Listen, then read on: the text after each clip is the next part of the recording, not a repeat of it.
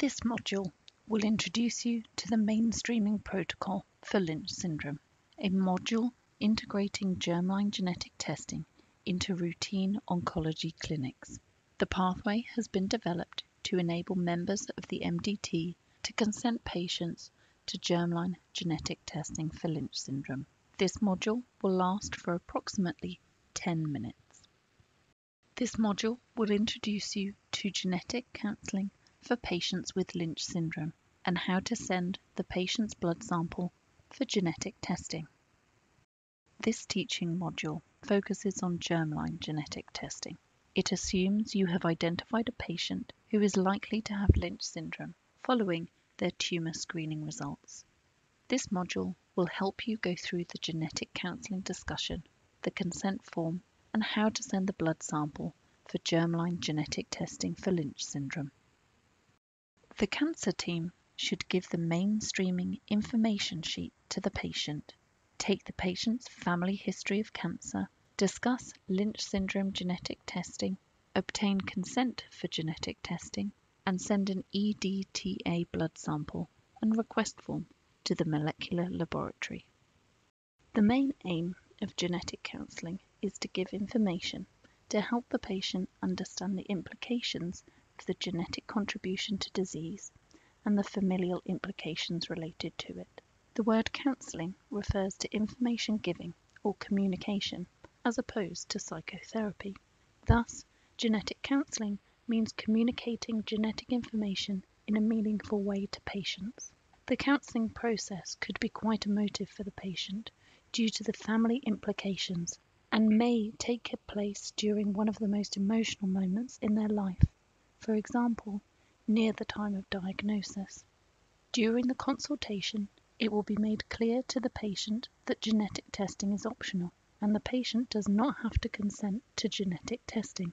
If you have an in-house mainstreaming clinic, you should also consider a referral to clinical genetics if the case is complex or if the patient would like further information about genetic testing that cannot be offered by the in-house clinic. It's recommended that you take the patient's family history of cancer. The best way to do this is to draw a family pedigree, which was covered in the previous Module 5.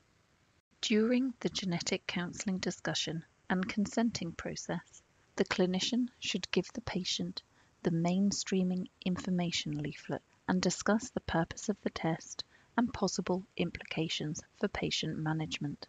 Ideally, the mainstreaming information leaflet would be given beforehand so the patient understands the nature of the appointment and why they have been invited.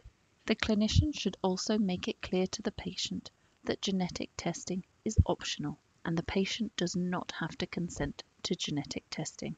If the patient would like further information about genetic testing, the clinician can refer the patient to the clinical genetics department. The clinician should discuss the possible outcomes of testing, which include a pathogenic variant being identified in a Lynch syndrome gene, a pathogenic variant not being identified in a Lynch syndrome gene, a variant of uncertain significance being identified in a Lynch syndrome gene. The clinician should explain what each outcome would mean and the implications of the test for the patient and their family. The mainstreaming information leaflet includes this information. The clinician should inform the patient they will be referred to the clinical genetics service for further management. If appropriate, they will receive an appointment with clinical genetics to further discuss their results. Finally, the clinician should inform the patient their genetic test results will be available in approximately 2 months' time. However, their results may be delayed if there is a problem with the sample or the testing process. After explaining the nature of genetic testing, the possible outcomes, and how genetic testing can benefit the patient and their family, if the patient agrees, you should take the patient's consent using the record of discussion form. Please write the patient's details at the top of the consent form or place a patient ID sticker. Then allow the patient to read the consent form and ask if they have any questions. The patient should understand that additional testing may be undertaken in their tumour sample if indicated, and they will be informed of any relevant results. Also, the patient should understand that their results may be used for the benefit of other family members. The patient will be asked to nominate an individual to receive their genetic test result if they are unavailable for some reason. The patient is asked to write the name of this individual and their telephone number, although it is not mandatory. The patient then should sign the consent form, print their name, and insert the date. Once this is completed, the clinician should sign the appropriate section in the consent form, print their name, and insert the date. The consent form is now completed.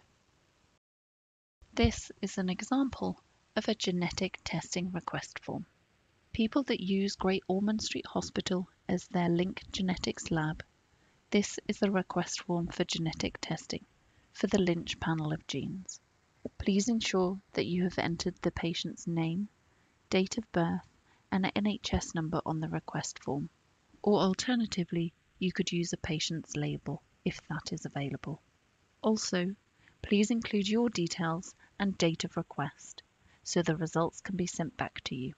For people using the GOSH Genomic Laboratory, results will also be available in the GOSH Results portal if you have one set up.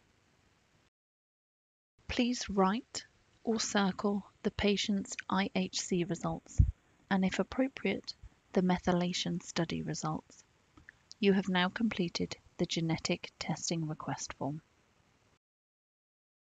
Please send the Lynch syndrome panel request form for your allocated genetics lab with a purple top EDTA bottle sample to the laboratory.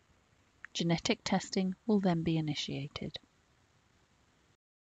You have now reached the end of the teaching module.